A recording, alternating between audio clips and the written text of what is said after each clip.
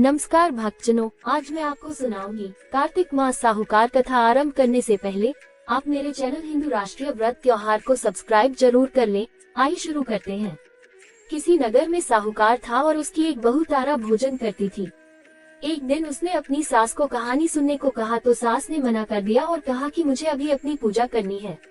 उसने फिर अपनी जेठानी से कहा कि आप मेरी कहानी सुन लो। उसने भी मना करते हुए कहा कि मुझे तो अभी खाना बनाना है। उसने फिर अपनी देवरानी से कहानी सुनने को कहा तो उसने भी बहाना बना दिया कि बच्चों को देखना है। उसने फिर अपनी नंद को कहानी सुनने के लिए कहा तो उसने भी मना कर दिया कि मेरे ससुराल से मेरा बुलावा आ गया है और मुझे जाने की तैयारी करनी है।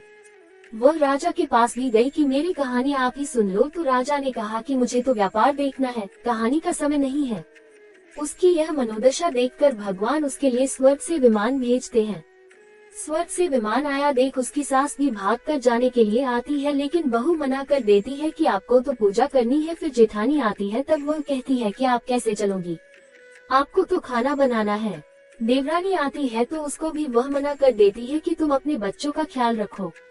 नंद आती है तो वह कहती है कि तुम्हें तो ससुराल जाने की तैयारी करनी है, सो तुम वह करो।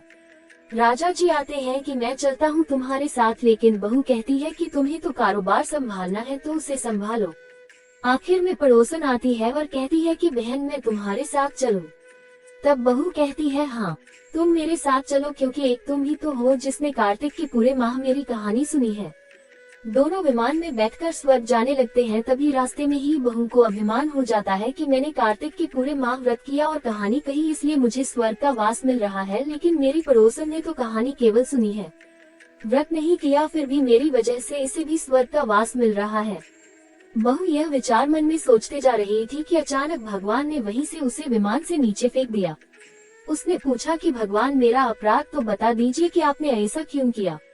भगवान बोले कि तुझे अभिमान हो गया है, इसलिए तू यही धरती पर रह। अब तू आने वाले 3 साल तक तारा भोजन व्रत करेगी, तभी तुझे स्वर्ग की प्राप्ति होगी। चैनल को सब्सक्राइब अवश्य कर ले। मिलते हैं अगली कथा के साथ, तब तक के लिए धन्यवाद।